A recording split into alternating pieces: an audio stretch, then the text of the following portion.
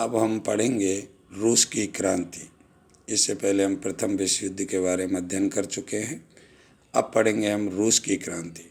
रूस की क्रांति के बारे में जानने से पहले हमें उसकी पृष्ठभूमि को जानना होगा कि रूस की क्रांति क्यों हुई।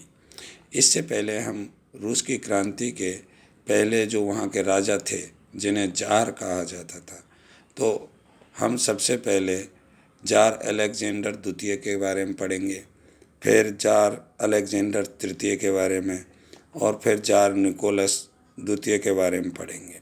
सबसे पहले हम पढ़ते हैं जार अलेक्जेंडर द्वितीय के बारे में, जिनका कार्यकाल 1855 से लेकर 1881 ईस्वी तक था। तो हम देखते हैं कि रूस का समाज मुख्यतः दो भागों में विभाजित था, एक सामंत और दूसरा सामान्य वर्ग। सामान्य वर्ग में किसान आते थे। रूस में प्रेस, भाषण एवं विदेशी यात्राओं पर प्रतिबंध थे। जार निकोलस प्रथम की मृत्यु के पश्चात उसका पुत्र जार अलेक्जेंडर द्वितीय शासक बना। उसने रूस में कई प्रशासनिक सुधार किए।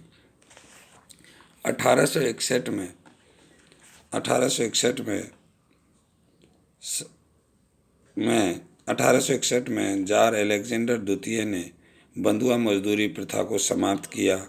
1862 में न्यायिक सुधारों के तहत शांति न्यायाधीशों की नियुक्तियां की।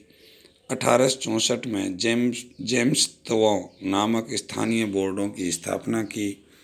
रूस में उस समय 33 प्रांत थे। प्रत्येक में ये बोर्ड स्थापित किए।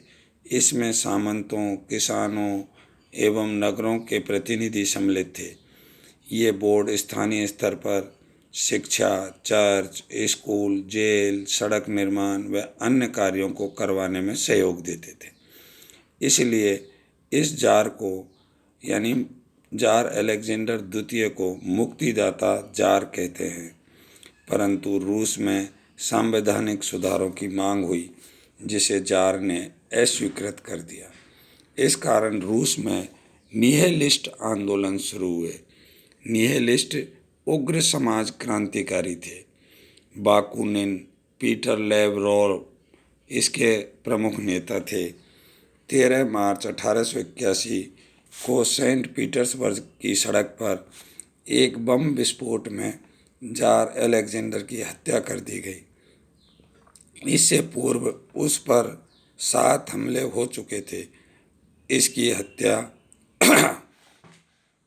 पीपुल्स बिल ग्रुप ने की। इसके नेता बाकुनिन एवं पीटर लेवरोव थे।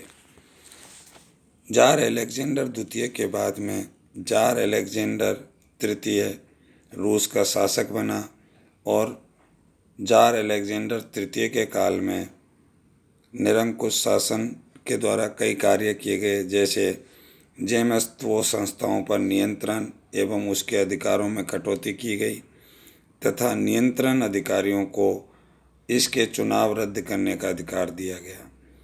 शिक्षा चर्च के अधीन की गई तथा शिक्षण संस्थाओं एवं विश्वविद्यालयों पर राज्य का नियंत्रण स्थापित किया गया। गुप्तचर व्यवस्था को सुदृढ़ किया गया। संदेह मात्र पर बंदी बनाने का प्रावधान किया गया। निहिलिस्टों का दमन किया गया।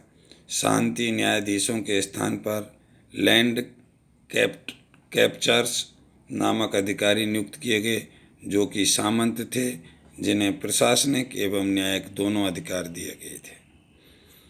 इसके साथ ही रूस में अब रूसीकरण की प्रक्रिया भी शुरू की गई।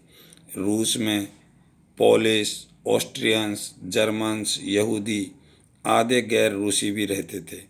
जार अलेक्जेंडर तृतीय ने रूसी भाषा, संस्कृति एवं परंपराओं को गैर रूसियों पर लागू किया। यही रूसीकरण था। वह एक जार, एक धर्म व एक रूस के सिद्धांत पर चला। जार अलेक्जेंडर तृतीय ने यह प्रक्रिया रूस में अपनाई। फिर जार अलेक्जेंडर तृतीय ने स्लाववाद को भी बढ़ावा दिया। स्लाव भाषा, संस्कृति एवं परंपराओं को स्थापित किया गया रूस में। चौथा, रूस का औद्योगिकीकरण। जार अलेक्जेंडर तृतीय के समय रूस का औद्योगिकरण हुआ, जिसका श्रेय रूसी वित्त मंत्री सर्जियस डी वाइट को दिया जाता है। सर्जियस डी वाइट ने कई सुधार कार्य किए, जैसे विदेशी निवेशकों को रूस आमंत्रित किया, रूस के लिए विदेशों से ऋण उपलब्ध करवाए, यातायात के साधनों में सुधार किए। फ्रांस के सहयोग से ट्रांस साइबेरियन रेलवे का निर्माण हुआ, खनिज खनन व विद्युत उद्योग स्थापित हुए। 19वीं शताब्दी के अंतिम दशक में रूस विश्व के प्रमुख देशों की श्रृंखला में खड़ा हो गया। 1914 तक औद्योगिक उत्पादन की दृष्टि से रूस का 5वां स्थान था और इस समय तक रूस में 3 मिलियन औद्योगिक श्रमिक थे। जार तृतीय की मृत्यु के बाद अलेक्जेंडर तृतीय की मृत्यु के पश्चात उसका पुत्र निकोलस द्वितीय जार बना। जार निकोलस द्वितीय के काल में निरंकुश सत्ता को और बढ़ावा दिया गया। कई कार्य किए गए, जिनमें पहला है निरंकुश सत्ता। इस जार के समय रूस में निरंकुश सत्ता अपने चरम पर पहुंच गई। उसने देवीय सिद्धांत में विश्वास किया। जार निकोलस द्वितीय के अनुसार उसे ईश्वर ने असीमित अधिकार देकर यहाँ नियुक्त किया है और उसे गलत बताने वाले लोग बहुत बड़ी गलती करने वाले लोग हैं। उसके समय में प्रथम 10 वर्ष में सत्ता पूर्णतः निरंकुश बनी रही। उसने ये स्पष्ट किया कि वह अपने पूर्वजों के समान देवीय सिद्धांत का पालन करेगा। उस पर उसकी पत्नी जारीना का बहुत प्रभाव था। दूसरा कार्य जार निकोलस द्वितीय ने जो किया वह था करों का बोझ बढ़ा दिया। सेना के निर्माण व औद्योगिक विकास के लिए रूस को अधिक धन की आवश्यकता थी और राज्य की आय में वृद्धि के लिए जार निकोलस द्वितीय ने किसानों पर अधिकाधिक कर लागू किए। तीसरा कार्य जो जार निकोलस द्वितीय ने किया वह था फिनलैंड की स्वायत्तता का अंत। 1899 में फिनलैंड की स्वायत्तता का अंत कर दिया गया। वहाँ रूसी सेना भेजकर फिनलैंड को रूस के अधीन कर दिया गया। फिनलैंड वासियों ने विरोध दिवस मनाया। व 5 लाख लोगों ने हस्ताक्षर युक्त एक पत्र जार को लिखा। जार ने इस पत्र की ओर कोई ध्यान नहीं दिया। चौथा जो कार्य जार निकोलस के समय वो हुआ था वह था रूस जापान युद्ध 1904-05 ईस्वी में। 1903 में रूस ने मंचूरिया पर आक्रमण किया, जिसे रूस जापान युद्ध हुआ।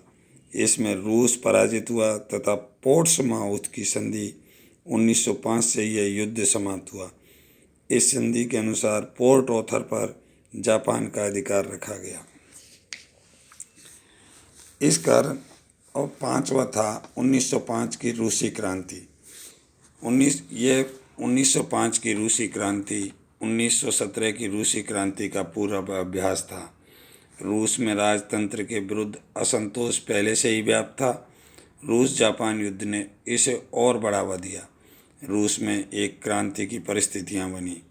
1898 में कार्ल मार्क्स के सिद्धांतों पर आधारित जॉर्ज प्लेटनोव ने सोशल डेमोक्रेटिक पार्टी का